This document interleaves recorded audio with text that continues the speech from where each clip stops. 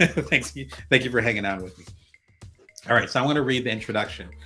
And like I said, I'm getting old, so I'm going to take my glasses off. Soon I'm going to be in bifocal land. I can already tell. It runs in the family.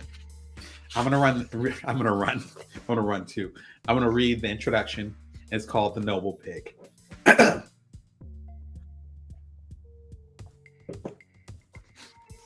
My Southern African American relatives have a wonderful saying, from the rooter to the tutor. From a very early time in America, this phrase means utilizing every part of the pig, from the nose, used for rooting out food on the ground, to the behind, used for passing gas. My enslaved ancestors had to work with the scraps, the leftovers, and the discards given after the head family ate the most desired parts. From this, we see the origins of pig's feet, chitterlings, and ham hocks. Today, they are honored parts of the soul food catalog, culinary delights. Excuse me.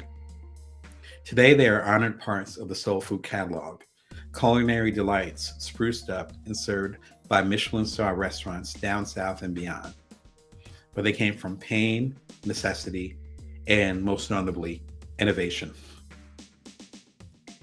From the rooter to the tutor now applies to any situation in which we utilize our whole experience. It means there is nothing wasted.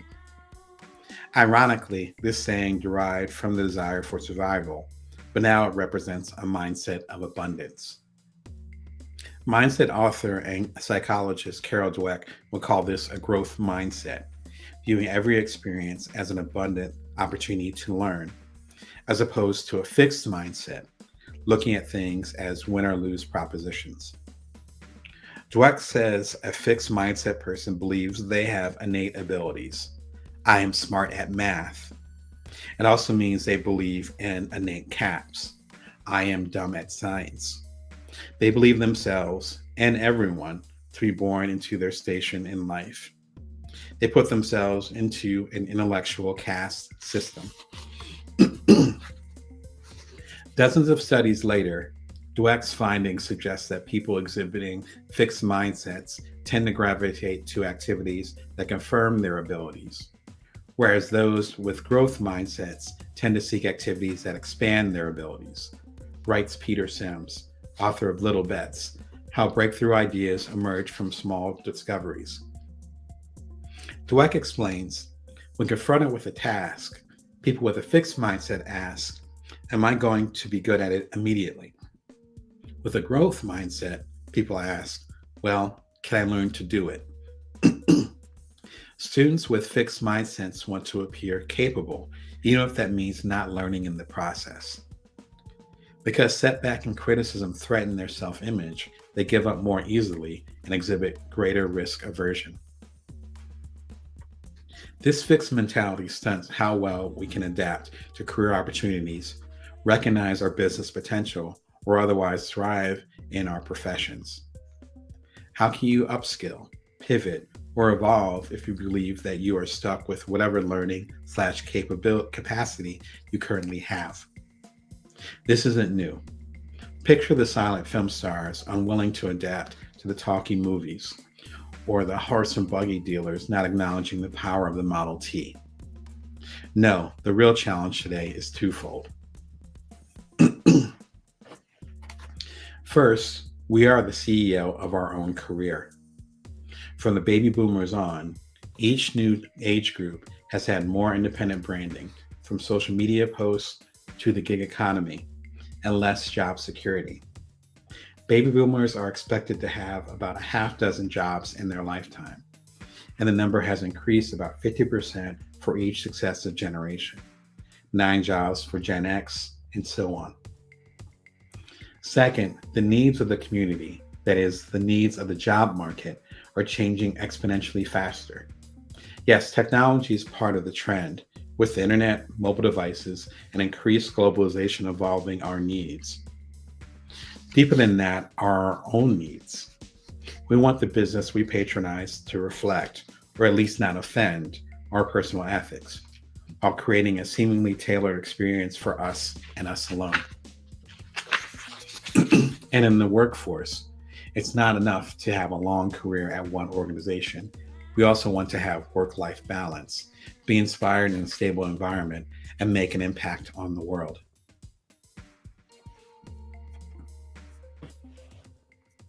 It doesn't mean we are asking for too much.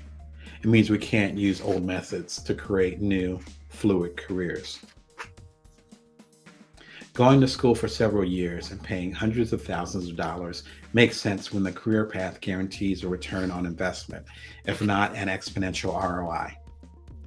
Narrowly defining your skill to focus on a specific output makes sense when speciality, not versatility, is king. The best career opportunities today, though, didn't exist yesterday. Identifying too closely with the medium instead of the message is a quick way to make yourself extinct. Chris Jones, innovative food entrepreneur and co-founder of Chef Steps, an online resource for cooks, says, "Growing up, my father told me, don't worry about what you're going to do, because the job I was going to do hadn't been invented yet. Most interesting jobs are the ones that you make up." As I share in my book, The Ultimate Bites of the Entrepreneur, the best way to strive every day is to actually dive into new circumstances as if they were on your agenda. Uncertainty is your ally. The tools, the skills, and the circumstances you need to make your mark on the world may not even exist yet. You cannot be certain of what's going to happen next. An event that happens in the next 24 hours could change the course of your career and provide a quantum leap in your understanding. It will not be something you can predict, and it will be something not something you can control. It will be something that you will have to accept. The less resistance you have to your next adventure, the more you will gain from its arrival. Keep in mind, my previous book and Jones' brilliant commentary came in 2017, well before the coronavirus pandemic.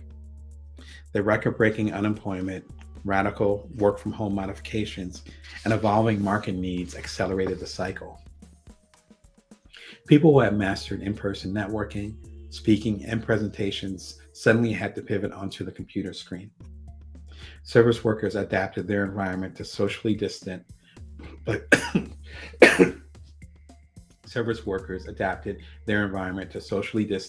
plastic glass buffered experiences. Educators used to facilitate face-to-face intimacy began to see technology not as a nicety, but as a lifeline to their students. Every single one of us is adjusting. The playing field is about as level as it's going to get in our lifetime, and the window of opportunity is closing. And this is Robert Greene. Right now, the focus is on being conservative, doing what puts food on your table. And it can be very destructive since the recession won't last forever, but these ideas can become habits. The 48 Laws of Power author Robert Greene told me when we were talking during the last recession a decade ago. If anything, his evergreen advice proves his point. Your career must ride the cycle of constant change. If you're at a job and you can't leave, you can say, I'm going to be prudent and not fearful. I'm going to learn more skills and stay here for 2 more years. And it changes the whole game. If you want to start your own business, and I'm a huge proponent of entrepreneurship, because that's the only way you have control, then you can be working at Pizza Hut, but at night you're studying and doing another thing where you have a purpose. Excuse me.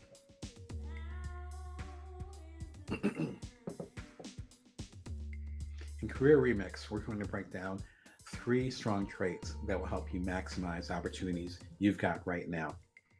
First, we will recognize the strengths you have on deck. Upskilling, reeducating, or redefining yourself don't make much sense if you don't acknowledge the insight, power, and resources you've already earned. You don't need to throw away your previous or current career to grow. Instead, that will become the fertilizer, if not the advantage, of your next career move. Second, we will design a plan for our next move.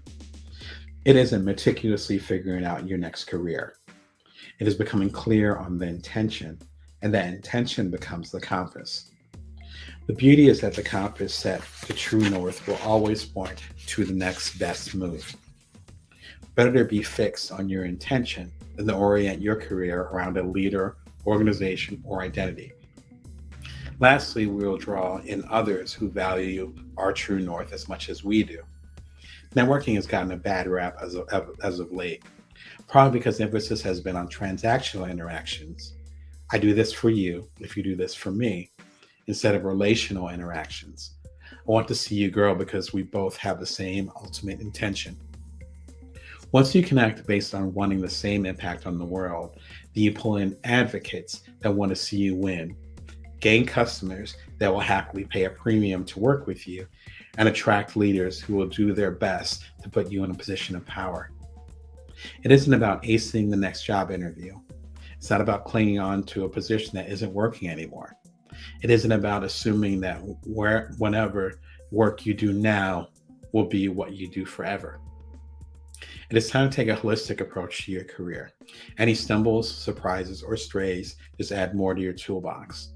Let's dig in and maximize what you got to make your best career, from the rooter to the tutor. That's the intro. And over the following 18 chapters, excuse me, I break down how we can do that, from building smart, cohesive networks, as I talked about with Dory Clark on Newsweek TV. I mentioned that link way up in the beginning. Really good conversation. I suggest you tune in if you're interested in the book at all, as I talk with Dory about setting up different types of networks, to finding different ways to pivot and create and create paths in multiple directions. It doesn't mean spreading yourself too thin. It means working with what you have, figuring out where you want to go, and then starting to fertilize, starting to seed those things. And this book, I think, as soon as I find it, like, I got too many books over here. This book, I think, will help you on your journey. Anyway, I am losing my voice. I appreciate you hanging out with me. I'm super proud of the book and the launch. There's going to be some fun stuff, especially as the world opens up, that I got planned for y'all. In the meantime, be sure and tune into the Bring Your Worth show. I'll come to y'all every Monday, Wednesday, and Friday. It's been so fun connecting with y'all over the past year. Slowly approaching a year and a half, and 200 episodes. And if you're new to the show, or if you're not familiar with the show, dig in. Again, man, you can binge the show, I think, for like 4 days now. Then there's like 4 days worth of content there. So have fun. I'm doing it all for y'all. Thank you for supporting the Career Remix. And with the show, you can subscribe always for free at youtube.com/BrownDamon. Anyway, love y'all. Appreciate y'all. As soon as I get the words out of my mouth, I do appreciate y'all so much that I'm tripping over myself. Thank you for the congrats. Anyway, remember, you can always bring your worth. You can always build from now. Take care and be well.